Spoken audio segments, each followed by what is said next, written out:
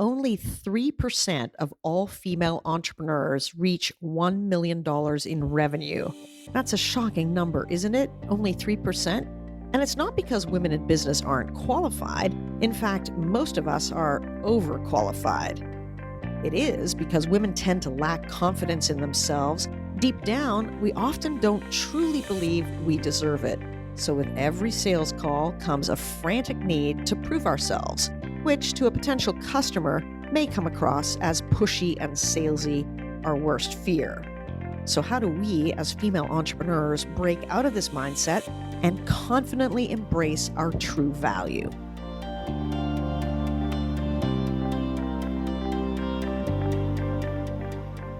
I'm Melinda Whitstock, and today on Wings of Inspired Business, we meet an inspiring entrepreneur who's one of the most sought-after personal development speakers, coaches, and business executives today.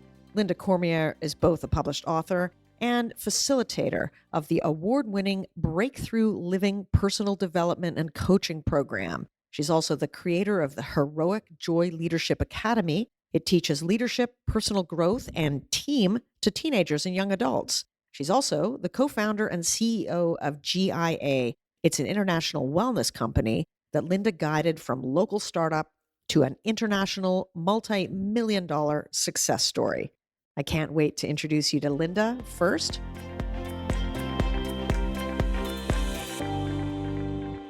thanks so much for listening to Wings. Please take a moment, subscribe to the show at melindawhitstock.com. You can also follow Wings of Inspired Business on Facebook at Wings Podcast and at I Am Melinda Whitstock, Twitter at Melinda Wings, and Instagram at Melinda Whitstock 2020. And if you like what you're hearing, please review us on Apple Podcasts or wherever you get your podcasts. More episodes at melindawhitstock.com and on Podopolo, the hot new personalized and interactive podcast app. Grab your exclusive private pass now to the invite-only app at podopolo.com.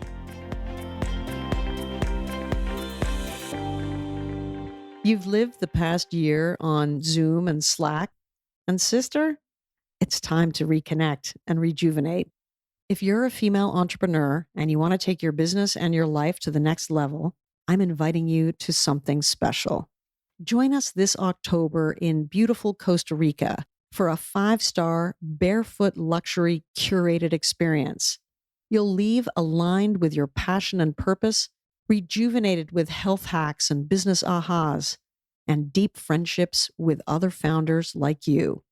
Learn more at wingsexperiences.com/apply. That's wingsexperiences.com/apply.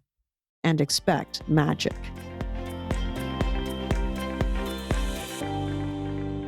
Sales. Many people dread the word. If it conjures up in your mind's eye an image of a graspy, needy, pushy person, chances are your business will suffer because you're uncomfortable asking for the sale. Often it can be harder to sell your own product or service than someone else's because it's personal. We can fear the rejection.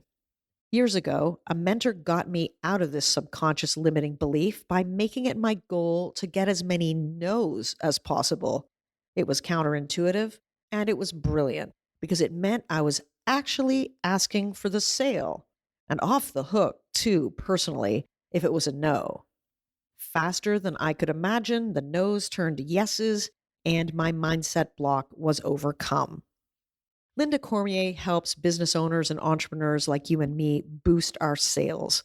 Following years of success in sales and corporate training, Linda lent her formidable expertise to executives of Fortune 500 companies in a variety of industries. The results from Linda's success formula speak for themselves, as she's helped businesses grow their sales from as little as $20,000 per month to over $10 million per year, while also helping thousands of individuals reach their personal, physical, relationship, and career goals.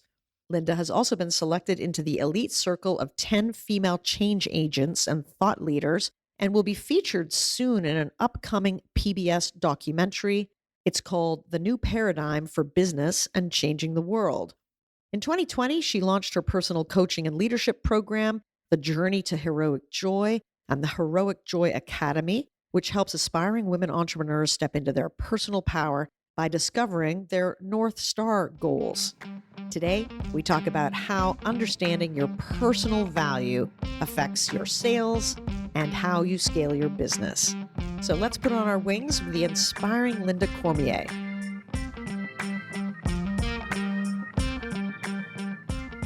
Linda, welcome to Wings. Thank you so much. It's great to be here. Yeah, I'm excited to talk to you about sales. You know, it's amazing to think that only 3% of women entrepreneurs get to more than $1 million in revenue. We got to change that number. In your experience, what is standing in the way of women really scaling their businesses into the 7 and 8 figures? Well, I think the first thing that comes to my mind is overthinking. I think sometimes thinking is really overrated. And if we can be in the present moment and be connected to our purpose, those are the first things that come to my mind. Yeah. So how does overthinking manifest itself, say, in a sales situation? Well, I'll give you an example. I think I was 26 when I had a really great year in sales. I was young and somehow set some record with a very large company. And so they invited me to come and do a training for, I think it was about 400 people. And most of them were men. Most of them were older than I was. You know, I was pretty young. And they wanted me to share how I did that. Like, how did you do that? How did you just come in kind of as a rookie person and set these records with new accounts? I had the largest number of new accounts. And I knew that their expectation is that I would be doing traditional sales training, like overcoming objections and negotiation tactics and all of the things that were taught, especially back then. You know, this is 30 years ago. And I didn't talk about that. I talked about being myself and knowing that the people that I was going to be talking to were just friends. I just hadn't made friends with them yet. They weren't customers that I was trying to get. They were people that I was trying to give information to. And I think that was really the beginning of, for me, one of the biggest pieces of advice that I've always given in any training since then. And that is just to open your mouth and your heart at the same time. And when we overthink, I think sometimes what happens, it inhibits us from just being comfortable in our own skin and almost trying too hard to be someone that we're not. Oh gosh, this is such good advice. I mean, at the end of the day, people buy from people and Right. people that they know, like, and trust. And it's all about that relationship. It's so interesting too, because we've had a lot of conversations on this podcast where women who are really expert at selling speak of the same process that you've just described, where it's really more that you're assisting people and showing them the value of something, showing them how something is going to help them. And you're really kind of enrolling them more than kind of, pushing them into something, right? 100%. I had the very good fortune of being raised by both of my parents, but my father was a very successful businessman. And I remember being 8 years old and being on a Saturday at the office. And I just wanted to go to the beach. We're from Southern California, but I went with him to the office to take care of things or whatever. And I wanted to get to the beach, and I'm running around. Well, I'll date myself, playing on the typewriters with whiteout. So that's for some people who may know exactly what I'm talking about. And I said, Daddy, when do we get to go to the beach? Why are we here? Nobody's here. It's a Saturday. There was usually about 75 employees there. And he said, well, honey, where do you think money comes from? And being that I was 8 years old, the first response I had was, well, you, because that's where it came from, his back pocket. And I remember clear as day him saying, money comes from providing value. And if you focus on that, you will never have to worry about making money. So I'm here on a Saturday making sure that everything's taken care of and the customers are happy and the phones are not ringing so I can get things done. So it was a long story, but the bottom line is that it was kind of my first business class and I didn't really realize it. That's a very good business class to have. A lot of people have this idea of sales as being kind of salesy, like they're sort of trying to pull something over someone, that stereotype of the sales person that, you see in movies, all of that. And so they think, oh, that's icky. I don't want to be that person. But point is, you don't have to be that person if you have a good product, if you have a good service, and if you really understand the needs of the person and how that product can solve their problems, then Exactly. It is. It's a shame. There is the stereotype of sales. I can't tell you how many times I've heard somebody say that. It's like, well, I'm not good at sales, or I don't want to be in sales. And it's like, you know what? If you have a child, you are in sales every day, trying to trying to have them put a sweater on when it's cold outside, and helping people understand, really, if they, like you said, if they have a need, it's helping people understand your role is to be of service. And that doesn't mean being a doormat. It doesn't mean not making any money and giving everything away for free. It means being present for what that person may need. If you're in sales, you're just solving a problem. And I think it's really a shame that that stereotype that you've described is been very pervasive. yeah, I mean, so it's understanding that not only the value of what you're selling, and if you're selling someone else's product, sometimes that's easier than selling your own. Because if you have any doubt about your own value or about the product or service that you've created as an entrepreneur, I mean, it always comes down to what we believe deep down in our subconscious about ourselves. Right. And so when you're advising people, and all the executive coaching and that you do, Linda, is that really at the end of the day the issue, the underlying mindset? Well, ironically, I can remember the very first time I was coaching somebody who was very successful in a real estate agent. This is in the real estate world, I'm sorry. And we were talking about her future vision and what she saw for herself, what her large desired outcome was. And I said, I want you to really tell me, like, how do you feel about it? Like, if you are fully associated with these emotions and you're fast forwarding and imagining your life exactly, every dream comes true. How do you feel? And she said, I feel like I don't deserve it. Mm. And that was the first time it happened. And again, this was many, many years ago. And since then, I have very clearly witnessed that people in general, and I do work with a lot of women, but obviously I think men as well, deep down inside, many, many people do not understand their value and their worth. And so that, I think, speaks to what it is that you're saying, is that if there's a subconscious self-doubt, it manifests obviously in self-sabotaging behaviors and all of the things that we see. Yeah, and just even things like underpricing your Right, services right. or over delivering. And I've even seen women land business but not send the invoice, or I don't know. So Oh gosh, been there, done that. For sure. I think that's a great point, actually, that over delivering concept. Yeah, 100%. And that, but I think that as we grow and learn and gain wisdom, that we recognize that that doesn't serve anybody, because ultimately we're leading by example. So if we're coaching other people about their value, their worth, and making sure that they're not, underpricing or something like that, then what example are we setting Mhm. if we're not setting boundaries? And Yeah, no, that's absolutely right. So Linda, what's the process? Say someone comes to you and they're stuck at a certain revenue number, okay? And they're burning out and they're trying to grow their business, but they're just like throwing up their hands. They don't know what to do. Take me through your process of how you help a woman in that situation, an entrepreneur. well, I've just had the privilege of working with this young entrepreneur in the past, I would say 6 months or so. And I don't take on a whole lot of individual coaching clients right now, but it has been such a joy. And we've really worked together incredibly well. She's like tripled her income. And I will tell you, it comes from the very first call I had with her. And we've talked about like what happened and how it all evolved. And the very first call I ever had with her, we spent some time helping her discover what her natural gifts are and helping her see the value in her natural gifts. Because if something comes to us naturally, we don't really recognize its value because it's easy. It's like I speak Spanish fluently because my mother's from Central America, and people are always like, oh my gosh, that's so amazing. You're bilingual. It's like, well, if I wanted to communicate with my 27 cousins, I kind of had to, it was like, I don't see the value because it's just easy and second nature. But when we look at individual gifts, every single person is endowed with, I think, hundreds, if not thousands, of different types of natural gifts. And really starting with, what are they? Why do they bring you so much joy? How is your livelihood connected to that?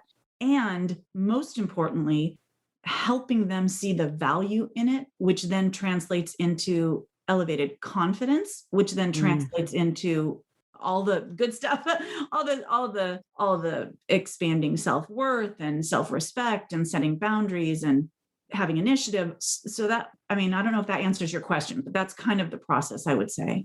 Yeah, no, that's awesome. I mean, I see so many women getting stuck at that stage of just not knowing how to scale, and whether it's just putting in the systems in place that allow them to double down on what it is that makes them unique, and getting out of the day to day in the business stuff, and being able to focus on more of the strategic, through to not hiring Yeah. early enough, seeing team members as expenses rather than assets. 100%. That was specifically with the person that I'm thinking about, a very we overcame that challenge as well, recognizing that if you can outsource some things and free yourself up to do what you're gifted at mostly, your business is going to expand. And so a lot of it is also around money mindset and recognizing where your investment needs to go, how you can really expand your team. And especially now, oh my gosh, it's so much easier now. There's so many people that are working from home, working part-time, brilliant people, brilliant women who have so much to offer the world. And I think it's one of the silver linings of the past, year and a half, is that we've recognized how much we can do from home. And so I think especially right now, being able to expand your team and your resources without having to hire somebody full time, which is kind of the mindset of how it used to be. If you were going to hire somebody, well, it was a full time employee and a lot of expenses that go along with that. So I think you're 100% right.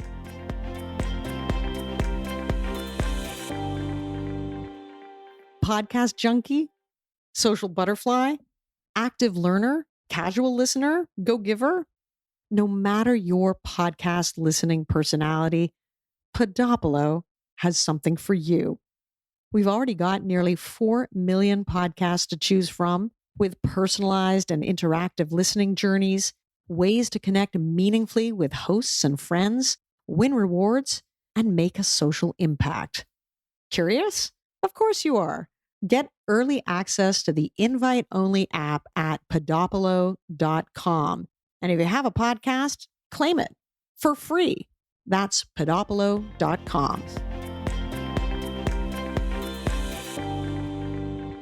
And we're back with Linda Cormier, facilitator of the award-winning Breakthrough Living Personal Development and Coaching Program, the creator of the Heroic Joy Leadership Academy, and co-founder and CEO of GIA, an international wellness company. Linda has guided from local startup to an international multi-million-dollar success story. So, Linda, take me back in time a little bit. I mean, you had the benefit of learning so much from your father at an early age 8. What are some of the other things that you learned from him that you put into practice, first in your sales career, and then now as you help other people, really crack the code of business? Well, at the time, I probably wouldn't have thought of it as a great lesson, but I graduated from USC. I went to school here in Southern California. And upon my graduation, two big things happened. My dad said, okay, how are you going to support yourself? I had the good fortune of having my college paid for. And then he passed away when I was only Oh. 22. So in that year of having my very first job, which was in sales, I worked in retail, and I learned what commission was, and that the more I connected to the women that were coming into the store, the more money I made. And I knew what it was to live in an apartment with cardboard boxes as my table and nightstand. And then my dad passing away so unexpectedly and so young, it really shifted. I was already like expressive and what someone would say, kind-hearted, but knowing that anyone yeah, that literally every day is a gift. And one of my favorite quotes is to live life so fully that when death comes like a thief in the night, there is nothing left for him to steal. Mm. And it was a hard lesson losing him, but it also gave me the gift of cherishing people, cherishing the moments, taking initiative to live life as fully as possible. And yeah, and then having the lesson of having to support myself. I graduated young. I started college only at 17. So I was pretty young when all this happened, and finding myself in a very independent place, and then learning how, when you find out what somebody needs and helping them gracefully identify what works for them, that it feels really magical. And I don't think I've ever had a customer or somebody that I've worked with that didn't eventually feel like a friend. And so I just decided they're going to be friends anyways. I may as well just like them from the very beginning, if not love them. Ah, yeah, no, that's just so beautiful. You like me, because I think we're in the same generation though too. I mean, I also had an entrepreneurial father. I learned a lot from him, but I also found myself often the only woman in the room, just like you. What did you learn from that? What was difficult about it? What did you learn from it? Well, I just saw this quote on social media not too long ago and it made me crack up. It was like, yeah, underestimate me. That'll be fun, or something like that. So, what I learned about being the only woman in the room, which did happen quite often, was that I didn't have to change anything other than truly believe in myself and be myself. I did find myself judged more by women, I would say, than by men. And if I was fully present, if I was very clear with what I wanted to bring and what my contribution was going to be, and be unabashed in my, like, articulating what I thought I could bring to the table or how I planned on doing something, the men that were in the room may have started out a little either skeptical or whatever their thoughts were, but it's very disarming, I think, when somebody just comes in and they're comfortable in their own skin and they don't feel like they have to try too hard. The energy in the whole energy around everything changes. And I honestly think that my confidence is one of the things that helped. And I've always, I have two daughters who are now grown, but I've always taught them, be confident, but don't be arrogant. Hmm. And I think that that really, again, that came from my father and the way that I was raised, that it never dawned on me that I wouldn't be able to do something because I was a woman. I mean, it just didn't even dawn on me that even somebody would have a bias because I was a woman. I just didn't have any doubts. And I hope that doesn't sound arrogant, because it really, I don't feel it to be arrogant, but I just was really confident. And I think the more confident that everyone, but women especially, that breaks the glass, that breaks the molds, that breaks the energy in the room. Right. No, it does. It's interesting how women, I mean, I hope we're moving away from the kind of queen bee syndrome, which I think was really born of scarcity. That, I think in our generation, there was this idea that only a few women could succeed. So women tended to compete with each other rather than lifting each other up. That is so ingrained still, but I think it is changing because we're so much stronger when we really lift each other up. What's your perspective on how that's changed or is changing? Well, I think you're right. I think women did have that sense of competition. I was just talking to a friend of mine who's from Canada, and she has her MBA, and she very much in a man's world when she was working and building her career. And we were talking about it. And I think one of the things that's important, not only as women do we have a responsibility to lift each other up and try and break through some of the, judgments, and it's all about competition versus collaboration. It's changing. But I think one of the things too is recognizing that there are infinite resources and possibility in my mind. So the idea that I think about is, if you have several people in a family, lots of siblings, and mom puts a pizza or a pie in the middle of the table, there's this feeling like, oh, I have to get my piece of the pie, I have to get my piece of pizza before it runs out. And what Right. I try and teach people is we live in a kitchen. So if you just make more pie, make more, pizza or whatever. And so I think that mindset of expansion and possibility and unlimited resources, and obviously we have some finite resources. I'm not saying everything is unlimited resources, but bringing that mindset, knowing that, you can pretty much co-create in any given circumstance, I think that helps women not feel that sense of competition. Oh gosh, it's so true. I think we're just somehow, so trained to measure ourselves relative to the other person where when really it's an inner game. 'Cause we're all unique, we're all different, right? But recovering from that kind of comparisonitis or whatever, right? Yes, I love that. It is such an inner game. If we're going to feel competitive, that's great. Both my daughters were athletes. They're very competitive, but compete against yourself. Like if Mhm. you're going to be competitive, that's where channel that energy to compete against yourself. Exactly. It's so true. I mean, and this, of course, ties into confidence, where you really help your clients, whether working for Fortune 500 companies or, some of the individual folks that you have worked with in the past, helping women really step into their confidence. What are the things that hold women back there, and how can we be fully confident? Well, we all bring with us our whole life to every moment. So, what holds people back, in my opinion, and women, it's the conditioning with which they were brought up with, the influences that created the beliefs to begin with. I have a good friend who I always reference because he said his dad used to say, people get paid to think, you don't, so don't. Well, if you grow up with that influence, then you're going to keep your mouth shut and you're not going to voice your opinion very often. And so, everyone, we all have limiting beliefs, and we come to the table with the influences that have conditioned our self belief.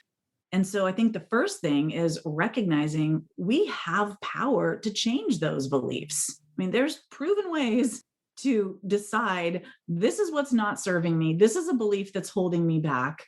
What belief do I need to have in order to move forward and create a new belief that you're actually intentional about, not that somebody else put in your brain and in your psyche and in your heart? So I don't think there's one thing that holds people back. I think everyone has their own unique experience, but between the media and stereotypes and the blueprint that women lived in for so long as far as what their role was, I think, their role in the work in the home and raising kids and having these defined roles, it takes a long time to break through all of that, but we're doing it. That's the great thing that is happening, is that we are all doing it, and I think more now than ever. So beautiful. So, Linda, tell me about the clients that you're working with right now, and your process, and who you're looking for to work with specifically. Well, I work with a lot of female entrepreneurs, and I also work with do group coaching now too, because I find that it's just a better use of my time. And so many women, specifically kind of a younger generation, they are learning about social media tactics and funnels and all that. I don't teach people that, but what I do is I teach people to help discover what their sense of purpose is, what their natural gifts are, how they can move forward from a mindset perspective more than a strategy and technology perspective. The good thing though is that I have built several businesses very successfully. So some of the coaching that I do does get into, strategy and how to scale and kind of expand from wherever you are now to where you want to be a year from now or 5 years from now. But I also, because 2020 was such a mess, I woke up one day and decided I was starting a nonprofit because I couldn't stand some of the things that were happening anymore. And my family is a beautiful tapestry of color and culture and religion. And so I work with a lot of young female entrepreneurs. I do group coaching, some individual coaching, not as much anymore. I run our company and starting a nonprofit, and just looking to see, really how I can be of service in a lot of different ways. So I don't know if that answers your question. No, that's fantastic. Well, what's the best way for people to find you and work with you? Honestly, You can just go to my website, which is just my name, and sign up for a newsletter or send me an email. I do have someone helping me with Instagram and Facebook a little bit more now. I've not been somebody who's massive on social media. And fortunately, I have somebody who's helping me with that. So I answer anybody who direct messages me on Instagram or on Facebook, and it's just my name. Wonderful. Well, thank you so much for putting on your wings and flying with us today. Oh, you're so welcome. It's been great. Linda Cormier is both a published author and the facilitator of the award-winning Breakthrough Living Personal Development and Coaching Program. She also created the Heroic Joy Leadership Academy, and she's the co-founder and CEO of GIA, an international wellness company that Linda guided from local startup to an international multi-million-dollar success story.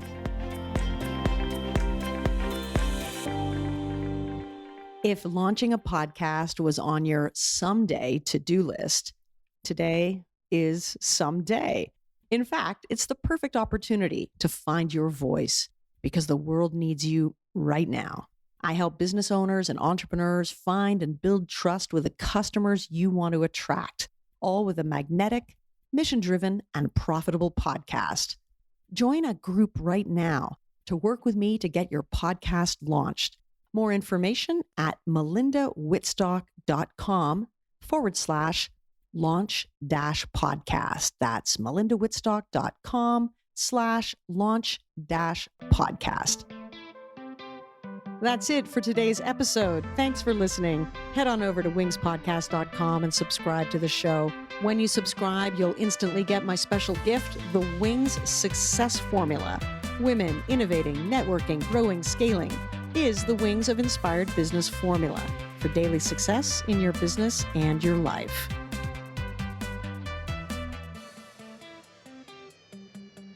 And when you go to wingspodcast.com/win and post a review to Apple Podcasts, you'll be entered into a drawing to win a once-in-a-lifetime VIP opportunity to mastermind with me personally to grow and scale your business or launch a profitable podcast.